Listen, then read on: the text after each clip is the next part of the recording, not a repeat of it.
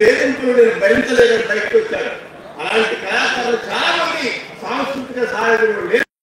అక్కడ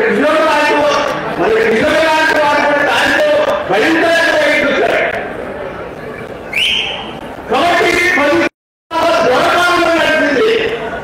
కళాకారులు మాట్లాడే అవకాశం లేకుండా పోయింది. ఈ రోజు మనం ఇక్కడికి వచ్చి మంత్రి గారు ఉద్యోగాలు అందుకోవాలంటే ఎంత శ్రేష్టో మీరు ఆలోచించండి. ఈరోజు ప్రధానమైన సమస్య మనల్ని వెంటాడుతుంది. ప్రకృతి పరిరక్షణ కోసం కవులు కళాకారులు కావాలి అని మంత్రి గారు పెద్ద మనస్సు మనల్ని అడిగారు. పరిస్థితి ఏంటి? ఈరోజు ఒక పని భూమితో మాట్లాడితే మీ అందరికీ తెలుస్తుంది. భూమి అంటుంది సూర్యుడు నా తమ్ముడు, సూర్యుడు నా తండ్రి, చంద్రుడు నా తమ్ముడు, గ్రహాలు నా సహచరుడు. ఒకనాడు నేను దేశవ్యామానంగా వెలిగాను, నేను కలుషితమైపోయాను. నాపై జీవించే సమస్త జీవరాశి కనుమరుగయ్యే కాలం ఆసన్నమైంది. నేను కట్టుకున్న రోజులు చీరే చిరిగిపోయింది. నా చేతులు పనిచేసింది, నా కాళ్ళు గడిపడుతున్నవి, నా హృదయం లయబద్ధంగా కొట్టుకోవటం లేదు. ఇప్పుడు ఈ ప్రకృతిని కాపాడడానికి ఈ 500 మంది కళాకారులు సరిపోయి ఇంకా 1000 మంది కావాలి. ఇప్పుడు ఈ భూమిని రక్షించడానికి, ఈ ప్రకృతిని ప్రజలు రక్షించడానికి చైతన్యవంతులైన 1000 మంది కళాకారులు, కవులు, జూపల్లి కృష్ణారావు లాంటి మినిస్టర్లు అందరూ కంకణం కట్టుకుంటే తప్ప ఈ విధ్వంసాన్ని ఎవరు ఆపలేరు. కాబట్టి కవివేలు వారికి చాలా అవసరం ఉంది. మీరందరూ లీస్ట్ చేయమంటే 500 ఇస్తారని అంటున్నాం. తెలిసి 500 కాదు, 1000 మంది ప్రకృతి గురించి పాడడానికి 1000 మంది కావాలి. కాబట్టి మిత్రులారా, ఈ క్యాన్సర్, భయంకరమైన క్యాన్సర్ రోగాలు, నొప్పులు అరే 10 సంవత్సరాలుగా హరిత విప్లవం పేరుతోటి కార్పొరేట్ కంపెనీల ప్రభుత్వాలు అమ్ముడుపోయి రసాయనిక ఎరువులు వేస్తే భూమి చచ్చిపోయిన భూమిలో మళ్ళా పంట కావాలంటే ఎరువులు వేస్తున్నాడు రైతు. గిట్టుబాటు లేక మొదట భూమి చచ్చిపోయింది, తర్వాత రైతు చచ్చిపోయాడు. ఇప్పుడు ఆ విషాహారం తినడం వల్ల మనం చిన్న వయసు వచ్చినా మనం చచ్చిపోతున్నాం. ఇలాంటి క్లిష్ట పరిస్థితుల్లో మనం ఉన్నాం. ఇలాంటి స్థితిలో చాలా మంది వ్యక్తులు, చాలా మంది సమీకరించుకుని ట్రైన్ చేస్తున్నాం. క్యాన్సర్ రాకుండా ఏం చేయాలి, ఈ భూమిని బతకాలంటే ఏం చేయాలంటే మంత్రి గారు ఉన్నాయి కాబట్టి నేను చెప్తున్నాను, మీరు ఆలోచించండి. ఇక్కడ వాటర్ బాటిల్,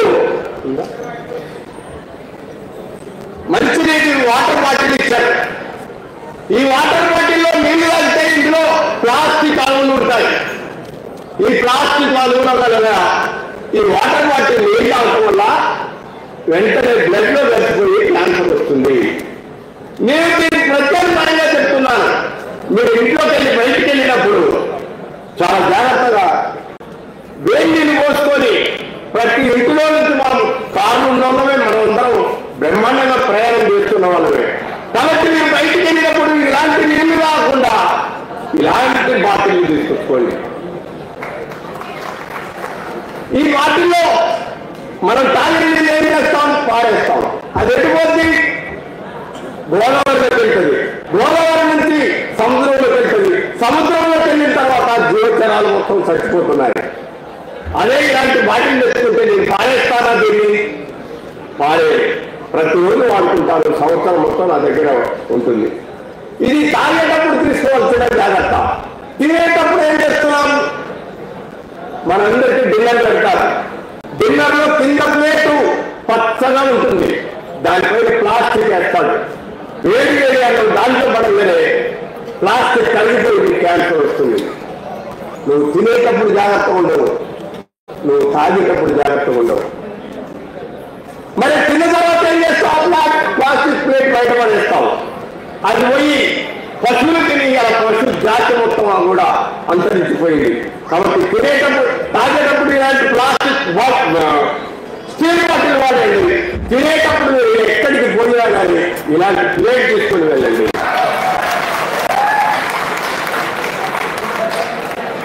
ఈ ప్లేట్ తిన్న తర్వాత నేను పడేస్తానా? పడేయరు. కాబట్టి మనిషి సురక్షితంగా ఆరోగ్యంగా ఉండాలంటే 1 బాటిల్ 1 ప్లేట్ 1 బ్యాగ్. ఈ బ్యాగ్లో నేనేం చేస్తాను? ఇలా ప్లాస్టిక్ పట్టుకొని నేను చక్కగా ఇంట్లోకి వెళ్ళి కాయలు పండ్లు వేసుకుంటాను, దీంట్లో వేసుకుంటాను, ఆకలినప్పుడల్లా తింటాను. ప్రతి దేశానికి కూడా కొన్ని ఎథిక్స్ ఉంటాయి, మన దేశానికి ఎథిక్స్ లేదు. నువ్వు తినేటప్పుడు జాగ్రత్త ఉండవు, కనీసం తాగేటప్పుడు జాగ్రత్త ఉండవు. నీకు ఒక సంస్కృతి అనేది ఈ దేశానికి ఇంకా వంట పట్టలేదు. 10 సంవత్సరాలుగా మీరు గమనిస్తే తెలంగాణ అంటే అద్భుతమైన గుట్టలు ఉండేవి. గుట్టలు మొత్తం సర్వనాశనం చేశారు కేసీఆర్. మీరు కరీంనగర్ రోడ్డు మీద నిలబడితే ఎన్ని లారీలు టన్నులు కొట్టుకుపోయాయి. కాజీపేట రైల్వే స్టేషన్ నుంచి ఈ మాఫియాలు తరలించిన అన్ని కూడా సముద్రం దాటి వెళ్ళిపోయాయి.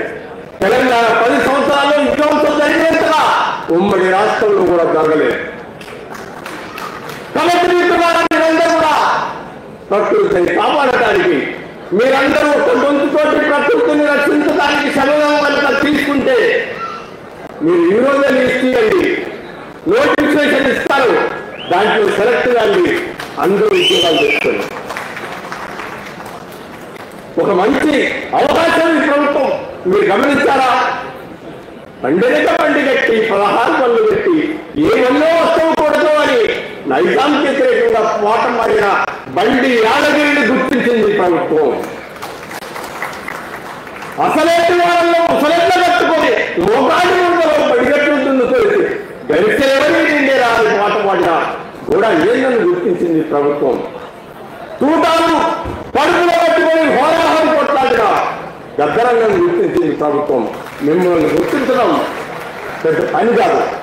కాబట్టి మీరందరూ సమన్వయంతో ముందుకు రావాలని, ఉద్యోగాలు సాధించుకోవాలని, ప్రకృతి పాటలు ఇంకా ఇంకా ఇంకా పాడాలని మీరు చెప్పిన అవకాశాలు సార్ మీరు తలుచుకుంటే ప్రతి వాళ్ళకు 1 బాటిల్ 1 ప్లేట్ 1 బ్యాగ్ కనుక మీరు ఇవ్వగలిగితే ప్రకృతి సురక్షితంగా ఉంటుందని తెలియజేస్తున్నాను. Thank you. జయగారు గారిని నేను ఆదర్శం తీసుకొని వాస్తవంగా నా బండ్లు కూడా ప్లాస్టిక్ ఉంటే ఈ రోజు నుంచి నా బండ్లో కానీ నా వెంట కానీ క్లాసులు నేర్పి వెంటనే వరకు చూస్తాను. మొట్టమొదటిగా ఈ వేదిక ద్వారా మొదటి నా లోపల మార్పు వచ్చింది నేను పాటిస్తాను. ధన్యవాదాలు. జయగారి గారు చాలా సందర్భోక్తంగా ఒక మంచి విషయాన్ని మనం సదస్సు పెట్టుకున్నాం, ఆ విషయాన్ని విస్మరించామని చెప్పి ఆ విషయాన్ని గుర్తు చేశారు. Thank you very much. తర్వాత గౌరవనీయులు శాసనమండలి సభ్యులు ఎమ్మెల్సీ శ్రీ కోదండరామ్ గారిని వారి సందేశాన్ని వినిపించవలసిందిగా కోరుతున్నాను. ఒకసారి హర్షధ్వానాలతో వారికి